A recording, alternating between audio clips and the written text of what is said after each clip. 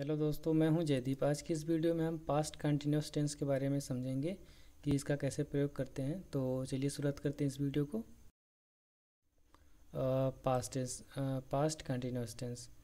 Past continuous tense की पहचान क्या होती है कि हिंदी वाक्यों के अंत में रहा था, रहे थे, रही थी इत्यादि शब्द आते हैं तो पास्ट कंटिन्यूस टेंस होता है।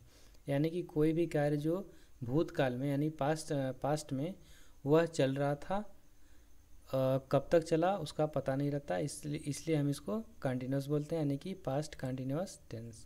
ओके। अब जैसे इसका स्ट्रक्चर क्या होगा, सेंटेंस स्ट्रक्चर। सब्जेक्ट हमारा पहले आएगा, उसके बाद फिर वाज वर के बाद फिर हम वर्ब प्लस आईएनजी यानी कि वर्ब की फोर्थ फॉर्म लिखेंगे। उसके बाद फिर हमारा ऑब्जेक्ट आ जाएगा। ठीक है। अब ये वाज वर क्या है, ये हमारी पास्ट कंटिन्यूस टेंस की ये हेल्पिंग वर्ब है। ठीक है। अब जैसे एग्जांपल देख लेते हैं कि वह घर जा रहा था, तो इसका इंग्लिश ट्रांसलेशन क्या होगा कि he was going to home. यानी कि जो हमारा सब्जेक्ट है उसके अनुसार वर्ब लगाएंगे, यानी कि यहाँ पे ही के साथ वाज का प्रयोग हुआ है। उसके बाद फिर हम गोइंग यानी go plus ING, going to home. To home क्या है, हमारा ऑब्जेक्ट है। ठीक है।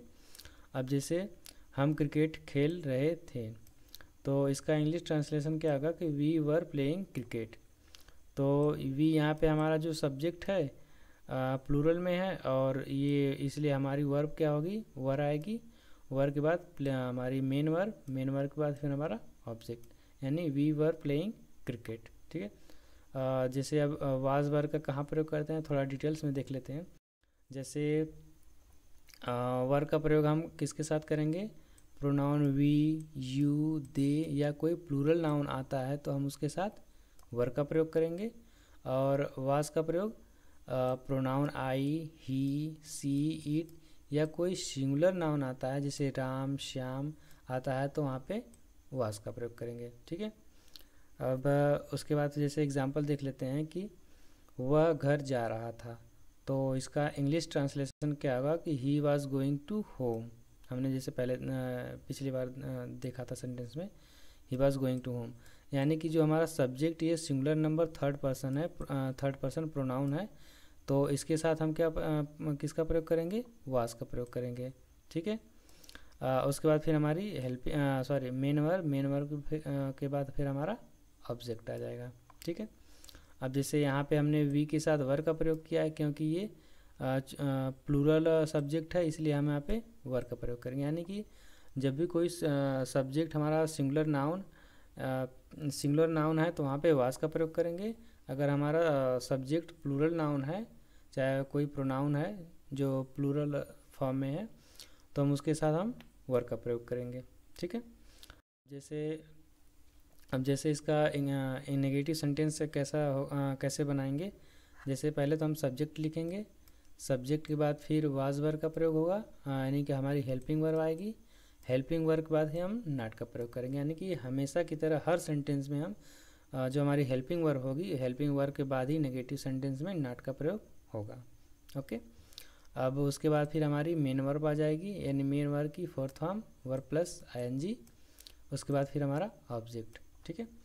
अब जैसे हम एग्जांपल देख लेते हैं कि वह घर नहीं जा रहा था, तो इसका इंग्लिश ट्रांसलेशन क्या होगा कि he was not going to home. यानी कि पहले सब्जेक्ट फिर हमारी हेल्पिंग वर्ब, फिर हेल्पिंग वर्ब के बाद ही हम नॉट का प्रयोग करेंगे।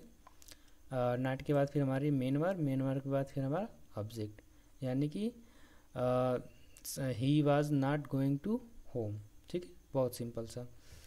उसके बाद फिर दूसरा सेंटेंस है कि तुम किताब नहीं पढ़ रहे थे। ठीक है।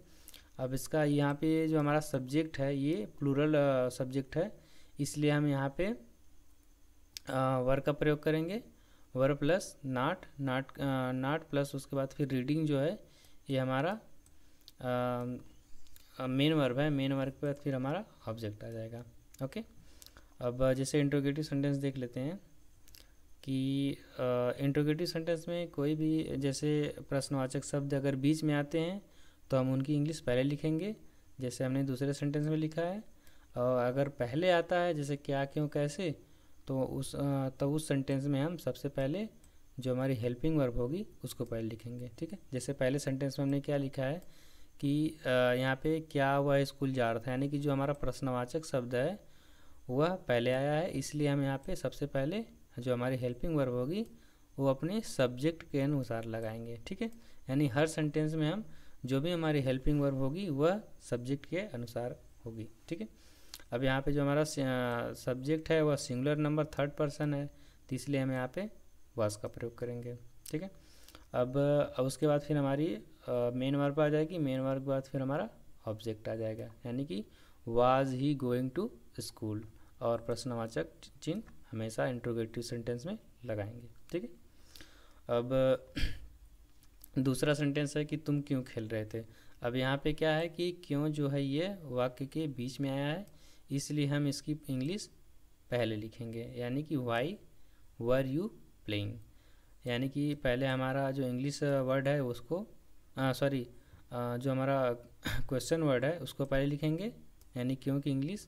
उसके बाद फिर हमारी हेल्पिंग वर्ब आएगी, हेल्पिंग वर्ब उसके बाद फिर हमारा सब्जेक्ट, उसके बाद फिर हम मेन वर्ब का प्रयोग करेंगे। ठीक है, यानी कि वाई वर यू प्लेइंग, तुम क्यों खेल रहे थे। ठीक है, अगर वीडियो अच्छी लगी हो तो प्लीज़ इसको लाइक कर दीजिएगा और शेयर भी कर दीजिएगा, और ऑनलाइन एकेडमी चैनल को सब्सक्राइब कर दीजिएगा।